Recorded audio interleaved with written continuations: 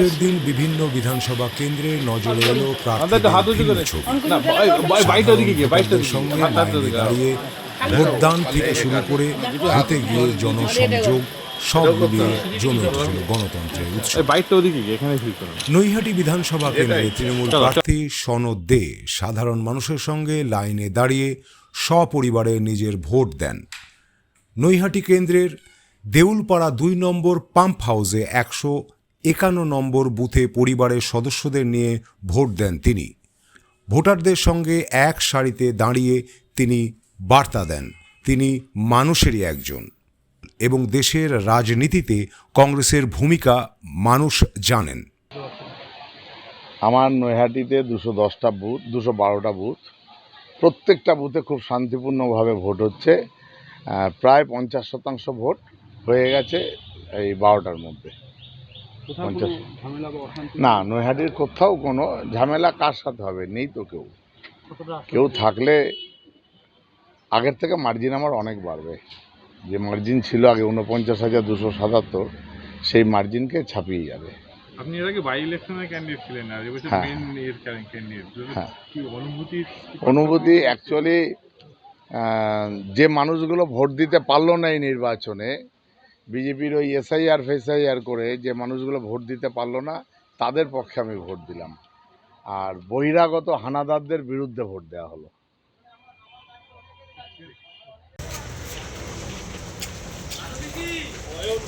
লাইনে আছে, বুঝলে?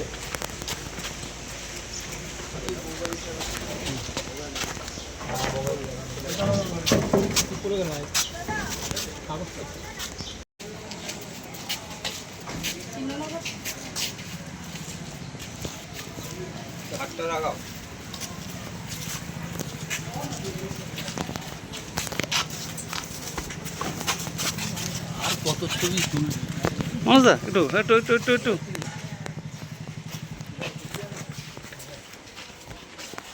এই তো সেরা পুরো এখন কাঁপায়।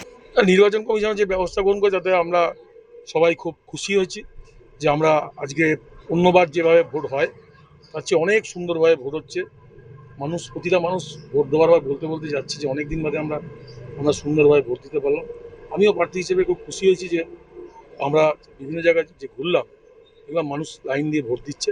কয়েকটা জায়গায় সমস্যা হয়, যেখানে আমি কামারহাটির বিভিন্ন জায়গায় গেছিলাম, সেখানে দেখলাম এসআইআরের অনেকের নাম নেই বলে সেখানে কিছু কিছু জায়গায় বিক্ষোভ দেখাচ্ছে মানুষ। সেটা স্বাভাবিক, কারণ আমার নাম হয়তো আমার নাম আছে, আমার ছেলের নাম নেই, বা আমার নাম আছে আমার বাবার নাম নেই, এই নিয়ে মানুষের বিক্ষোভ। এছাড়া ওভারঅল শান্তিপূর্ণভাবে ভোট হচ্ছে এবং আমি একজন জাতীয় কংগ্রেসের প্রার্থী হিসেবে খুবই খুশি হয়েছি এই ব্যবস্থাপনায়।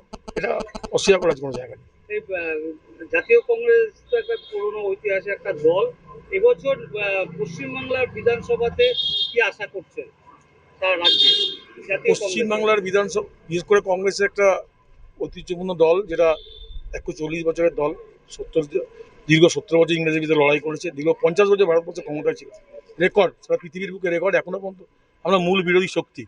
তো পশ্চিমবাংলার বুকে এবার যে ঘটনা ঘটবে, তো ঐতিহাসিক ঘটনা ঘটবে এই কারণে, যারা আমাদেরকে মুছে ফেলার চেষ্টা করেছিল,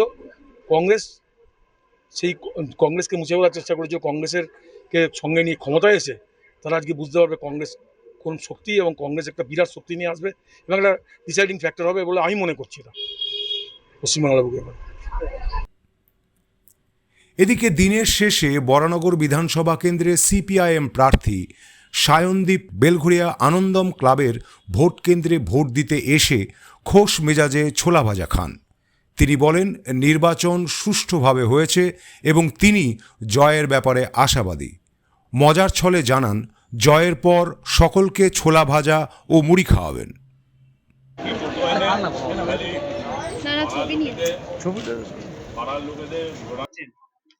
এখন তো মানুষ যেভাবে উৎসবের মেজাজে আজকে ভোট দিয়েছে, গণতন্ত্র যেভাবে মানুষ প্রতিষ্ঠিত করেছে, সংবিধানকে রক্ষা করেছে, এবং এসআইআর এর সময় আমাদের যেভাবে ভোটাধিকার নিয়ে মানুষের মধ্যে আতঙ্ক তৈরি করে দেওয়া হয়েছিল, সংবিধান স্বীকৃত অধিকারগুলোর মধ্যে এখন ভোটাধিকারটাই আমাদের টিকে রয়েছে, সেটাও বিপন্ন হতে বসেছিল। মানুষ আজকে মরিয়া হয়ে জনস্রোতের মতন ভোটের লাইনে দাঁড়িয়ে এই উৎসবে মেজাজে ভোট দিয়ে নিজের গণতান্ত্রিক সাংবিধানিক অধিকার সেটা রক্ষা করলো। আমরা এটাই চেয়েছিলাম, শান্তিপূর্ণ নিরুপদ্রবে ভয়মুক্ত পরিবেশে মানুষ তার ভোটাধিকার প্রয়োগ করবে, সেটা করেছে।